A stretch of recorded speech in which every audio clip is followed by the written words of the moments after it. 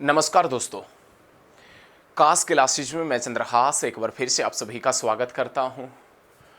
और प्यारे साथियों, आज हम इस क्लास में, आज इस वीडियो में, इस लेक्चर में बहुत ही ज़बरदस्त तरीके से करंट अफेयर पढ़ेंगे। और आज हम जो करंट अफेयर पढ़ेंगे उसके बड़े शानदार पर्सन होंगे। और लास्ट में हम स्टैटिक जीके के बारे में भी पढ़ेंगे। स्टैटिक जीके जिसमें विशेष रूप से आरआरबी जो एग्जाम्स चल रहे हैं रेलवे के ग्रुप डी के, उनके एग्जाम्स से रिलेटेड क्वेश्चन भी पूछे जा रहे हैं।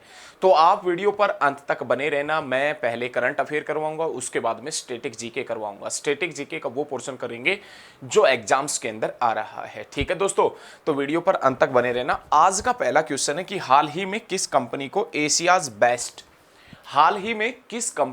Asia's best employer brand award से सम्मानित किया गया है?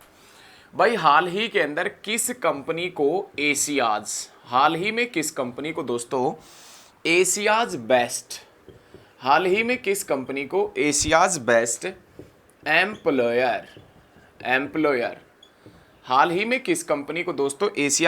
एम्प्लॉयर ब्रांड अवार्ड से सम्मानित किया गया है? बहुत शानदार क्वेश्चन है दोस्तों। हाल ही में किस कंपनी को, बहुत जबरदस्त क्वेश्चन है, हाल ही में किस कंपनी को दोस्तों Asia's best employer brand award से सम्मानित किया गया है? तो प्यारे साथियों, आप बता देना, एनटीपीसी को सम्मानित किया गया है दोस्तों। नेशनल थर्मल पावर कॉरपोरेशन को हाल ही के अंदर एक पुरस्कार मिला है। और उस पुरस्कार का नाम है Asia's best employer brand award, जो एनटीपीसी को मिला है दोस्तों। NTPC, national thermal power corporation. NTPC की स्थापना कब हुई थी दोस्तों? तो आप बता देना, एनटीपीसी की स्थापना 1975 के अंदर हुई थी। ये ध्यान रखिएगा, 1975 के अंदर ही सिक्किम स्टेट बना था। और 1975 में ही भारत ने एक उपग्रह छोड़ा था जिसका नाम क्या था? तो दोस्तों आप बता देना, आर्यभट्ट।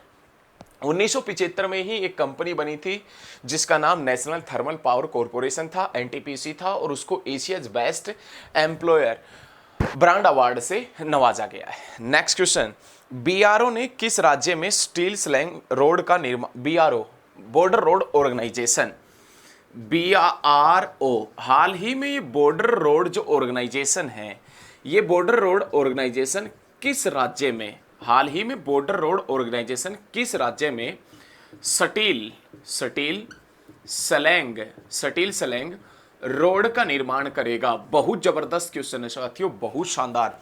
हाल ही में बॉर्डर रोड ऑर्गेनाइजेशन किस राज्य के अंदर, स्टील स्लैंग रोड का निर्माण करेगा? तो प्यारे साथियों, आप बता देना, ये रोड का निर्माण करेगा अरुणाचल प्रदेश में। अरुणाचल प्रदेश में रोड का निर्माण किया जाएगा। बहुत जबरदस्त क्वेश्चन है, बहुत शानदार। हाल ही में बॉर्डर रोड ऑर्गेनाइजेशन है, बीआरओ है। ये बीआरओ किस राज्य के अंदर भाई साहब स्टील स्लैंग रोड का निर्माण करेगा? तो स्टील स्लैंग रोड का निर्माण करेगा अरुणाचल प्रदेश में। प्यारे दोस्तों, ये जो अरुणाचल प्रदेश है ना, अरुणाचल प्रदेश, ये 1972 में तो एक यूटी बना था, केंद्र शासित प्रदेश बना था। ये जो अरुणाचल प्रदेश है ना, 1987 में एक राज्य बना था। ये अरुणाचल प्रदेश दोस्तों, जिसको पहले नेफा के नाम से जानते थे, नॉर्थ ईस्ट फ्रंटियर एजेंसी के नाम से जानते थे। अरुणाचल प्रदेश को पहले नेफा के नाम से जानते थे। नेफा मतलब नॉर्थ ईस्ट फ्रंटियर एजेंसी के नाम से इसे जानते थे। प्यारे साथियों, ये जो अरुणाचल प्रदेश है ना, ये इस अरुणाचल प्रदेश को पहले नेफा के नाम से जानते थे। जिसका सीएम कौन है, वर्तमान में सीएम कौन है? तो पेमा खांडू वर्तमान में इसका सीएम है, पेमा खांडू, ध्यान रखिएगा। और वर्तमान में इसका राज्यपाल कौन है? गवर्नर का जिक्र किया जाए तो आप बता देना दोस्तों, बीडी मिश्रा इसका गवर्नर है, बीडी मिश्रा। लेकिन ये ध्यान रखिएगा, हाल ही में बीआरओ किस राज्य में स्टील स्लैंग रोड का निर्माण करेगा? अरुणाचल प्रदेश में। अरुणाचल प्रदेश 1972 में दोस्तों एक केंद्र शासित प्रदेश था। 1987 में ये अरुणाचल प्रदेश क्या बन गया? एक राज्य बन गया। ध्यान रखना, अरुणाचल प्रदेश को पहले किस नाम से जानते थे? नेफा के नाम से। अरुणाचल प्रदेश जिसका मुख्यमंत्री कौन है? पेमा खांडू। अरुणाचल प्रदेश जिसका राज्यपाल कौन है वर्तमान में? बीडी मिश्रा, जिसका वर्तमान में राज्यपाल है। लेकिन दोस्तों इसके अंदर बीआरओ का जिक्र आया है। बीआरओ कब बना था? तो आप बता देना, बीआरओ की स्थापना दोस्तों 1960 में हुई थी। और इस बीआरओ का हेडक्वार्टर कहाँ स्थित है तो आप बता देना दोस्तों, न्यू दिल्ली के अंदर इस बीआरओ का हेडक्वार्टर स्थित है। बीआरओ का हेडक्वार्टर कहाँ स्थित है तो आप बताएंगे न्यू दिल्ली के अंदर बीआरओ का हेडक्वार्टर स्थित है। ये ध्यान रखिएगा, बहुत जबरदस्त तरीके से पढ़ रहे हैं साथियों।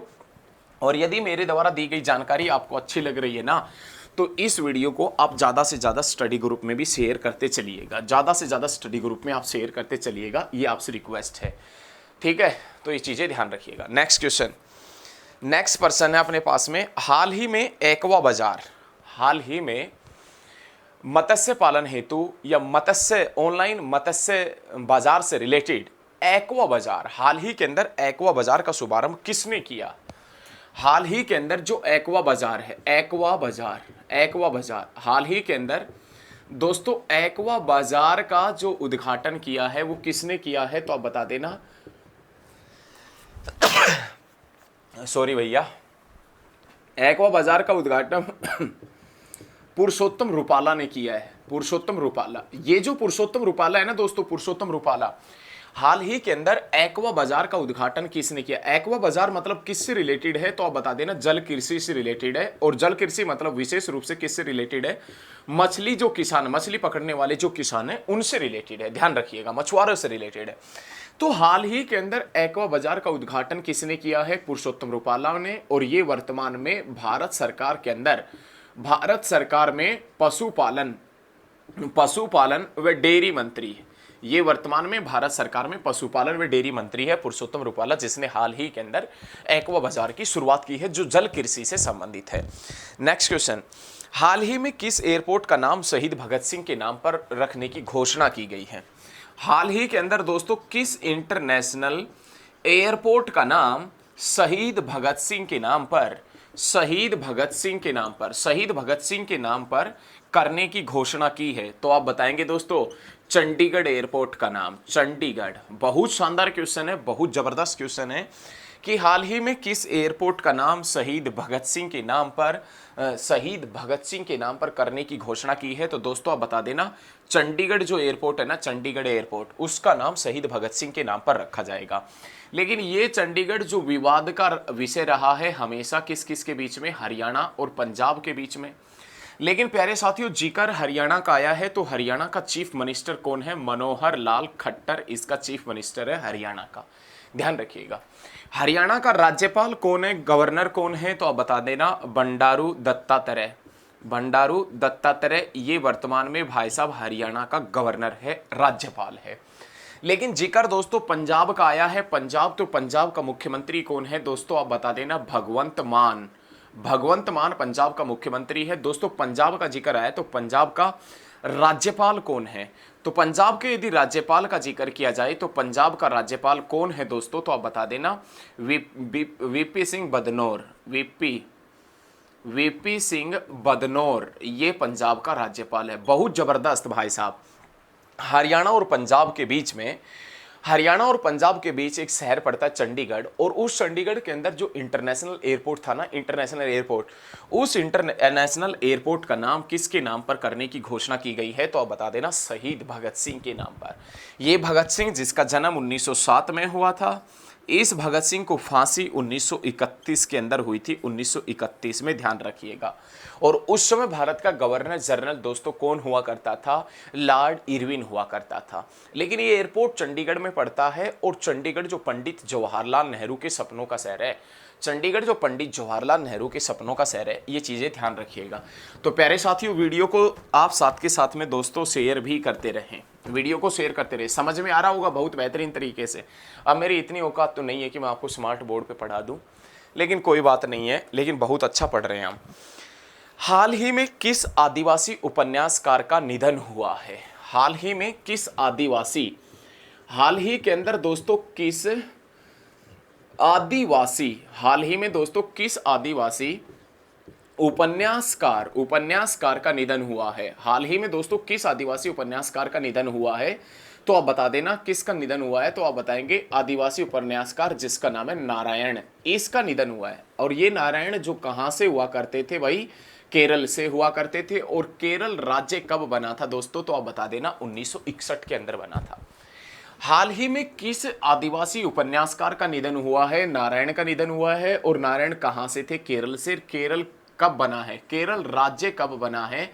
तो दोस्तों आप बता देना, केरल राज्य 1961 के अंदर बना। लेकिन जिक्र केरल का आया है तो केरल का चीफ मिनिस्टर कौन है? तो दोस्तों आप बताएंगे पिनाराई विजयन। पिनाराई विजयन ये केरल का मुख्यमंत्री है। और केरल का गवर्नर कौन है? तो दोस्तों आप बता देना, आरिफ मोहम्मद खान। आरिफ मोहम्मद खान ये केरल का गवर्नर है, केरल का गवर्नर।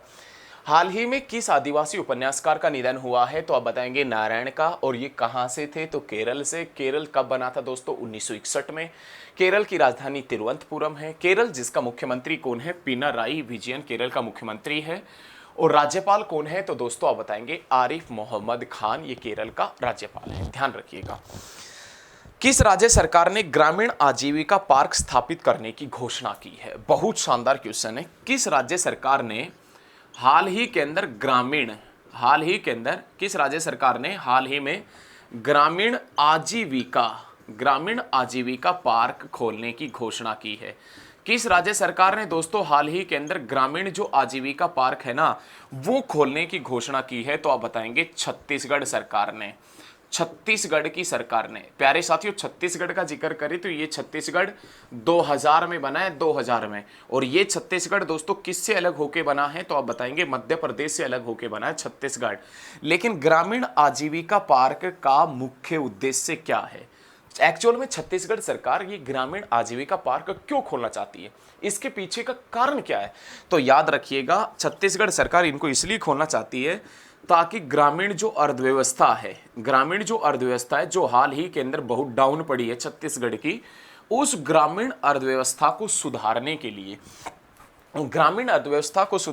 लिए ग्रामीण आजीविका पार्क का उद्घाटन करेगी या उद्घाटन किया है कौन सी सरकार ने? तो आप बता देना दोस्तों, छत्तीसगढ़ की सरकार ने। इसके तहत छत्तीसगढ़ की सरकार 300 पार्क खोलेगी दोस्तों, 300 पार्क। और इसके तहत जो पहला पार्क खोला गया है वो कांकेर में खोला गया। कांकेर छत्तीसगढ़ के अंदर पहला पार्क खोला गया है। तो ध्यान रखिएगा, ग्रामीण जो आजीविका पार्क है वो छत्तीसगढ़ सरकार ने स्टार्ट किया है। और ग्रामीण आजीविका पार्क छत्तीसगढ़ सरकार ने शुरू किया है। तो छत्तीसगढ़ जो मध्य प्रदेश से अलग होकर बना था, 2000 में बना था दोस्तों। और ये छत्तीसगढ़ है जिसका मुख्य उद्देश्य इन पार्कों का ग्रामीण अर्थव्यवस्था को ठीक करना है। इसके तहत 300 पार्क खोले जाएंगे। पहला पार्क जो कांकेर में खोला गया है। लेकिन जिक्र छत्तीसगढ़ का आया है तो दोस्तों छत्तीसगढ़ का मुख्यमंत्री कौन है? तो आप बता देना, भूपेश बघेल ये छत्तीसगढ़ का मुख्यमंत्री है, भूपेश बघेल। और छत्तीसगढ़ की राज्यपाल का जिक्र किया जाए तो सुश्री अनसुईया उइके, ये ध्यान रखिएगा, ये राज्यपाल है छत्तीसगढ़ की। छत्तीसगढ़ की गवर्नर का जिक्र किया जाए तो सुश्री अनसुईया उइके। और छत्तीसगढ़ का मुख्यमंत्री पूछे तो भूपेश बघेल है। सारे पॉइंट क्लियर होने चाहिए। बहुत जबरदस्त तरीके से आप पढ़ रहे हो, बहुत ही शानदार तरीके से पढ़ रहे हो। किसी प्रकार का डाउट आपके दिल और दिमाग में नहीं रहना चाहिए। फिर भी यदि कुछ रहता है तो आप कमेंट करके मेरे से पूछ सकते हैं, ठीक है? ध्यान रखना। नेक्स्ट क्वेश्चन, हाल ही में भारत किस देश से TU-160 लंबी दूरी के बम वर्षक विमान खरीदेगा या जहाज खरीदेगा? हाल ही में भारत किस देश से